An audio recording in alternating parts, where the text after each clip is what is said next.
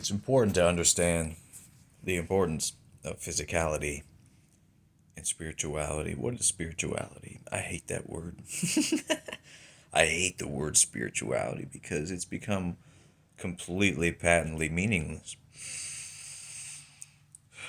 Spirituality is awareness. It's a coming back to who you really are, beyond the mind, behind the mind, behind the trauma, before everything in your life came to wipe away or actually put dirt on your mirror. You are the mirror. Who is the mirror? What is the mirror? That's the finding out. And anyone who's honest about it will tell you that you cannot really know the mirror completely. You can't know what the mirror is made of because it reflects. To know the substance of the mirror is to know yourself completely. I don't think many people have reached that state because to observe the mirror, you would have to be separate from the mirror. So who is observing the observer? What is the thing that is observing the mirror? This core essence of who you are, something that cannot be named, something that has no term, something that could only be called energy in English. Oh, shut up. Not right now.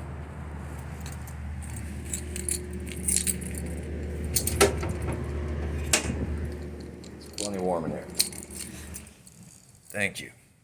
Next time. Get you next time. That which has no name is your true nature, your true essence.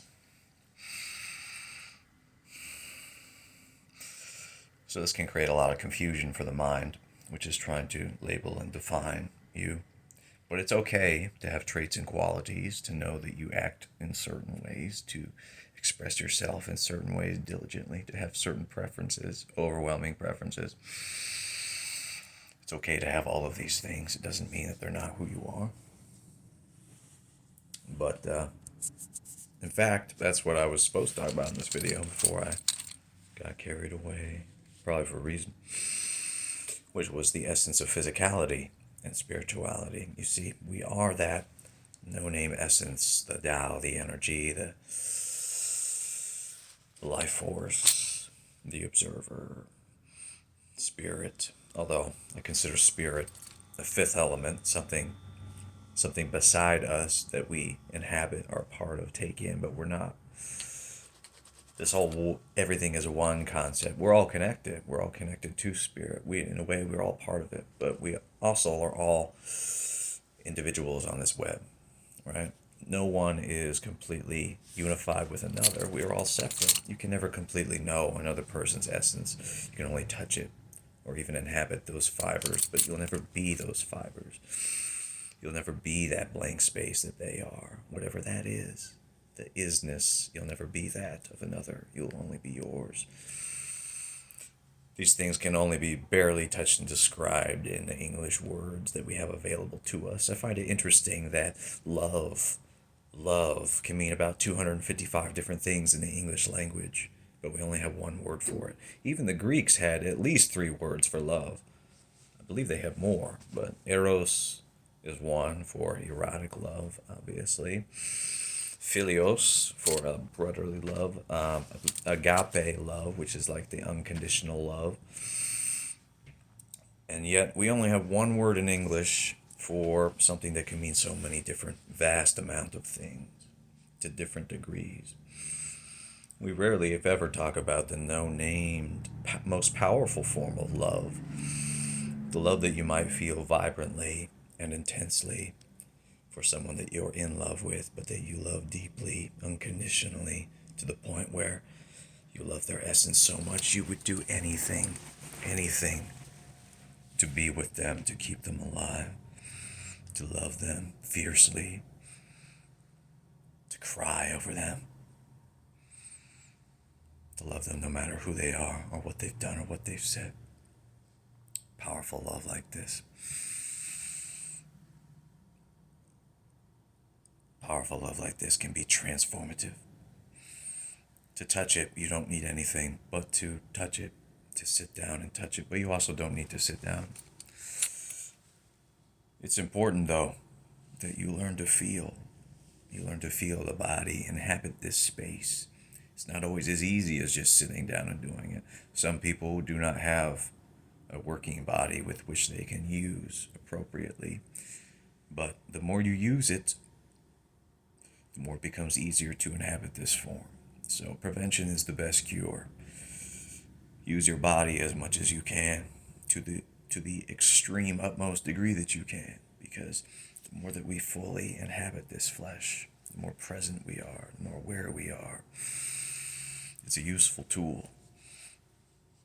We flood ourselves with this energy, with this love, with this life force, with these chemicals, to be so vibrantly alive. To deny the physical shell will only lead to castration, depression, ruination. I'm like a walking thesaurus. This is the gift that was handed to me by the divine, whatever or whoever the fuck the divine is. Again, another thing that we call in English some stupid word that has no word, has no meaning, has no term. I don't really want to talk about the physicality. I don't think that's really what I want to talk about today. We're just talking about the meaninglessness of these words to capture concepts that can only be dangled around your immortal, eternal essence of fabric.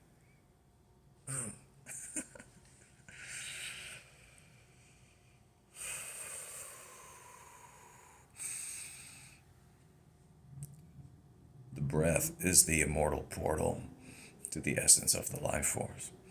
Anything that gets you breathing and fully inhabits this space, yoga, sex, I'll say it again, music, musical trance, nothing like it.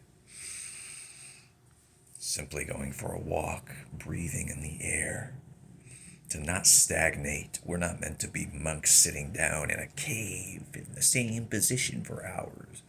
There are some spiritual gurus who apparently have done this and recommend this. I don't see how that's going to bring you closer to a knowledge of who you are, although it is necessary at times to simply sit in darkness with your feelings and process all of your garbage so that you can get through it. You don't do it by avoiding it or running from it. You do it by sitting with it, feeling it fully. The longer and the more comfortable you are sitting with your darkness and sitting with your states of jealousy, envy, rage, paranoia, greediness, things that are looked down upon by society, the more that you... Where's the impolite society anyway? I must have gotten off at the wrong stop. I must have taken the wrong plane. Where's the impolite society? I think I took the wrong flight. Came to the wrong planet. The longer we sit with these things and look at them and more comfortable with them, more comfortable in the uncomfortableness and uncomfortable in the uncertainty, we become psychologically resilient. To build this resilience is to have a knowledge of self and to have an opaqueness, a quality, a endurance, a well-being of self, a wholeness of self. That is the knowledge of self, the self-knowledge that allows one to love oneself and to be more powerful in this realm. Well, in all the realms, because there really is only one realm divided infinitely by perception. One color that is many colors. I have no idea what else there is to say. Enjoy your day. Namaste.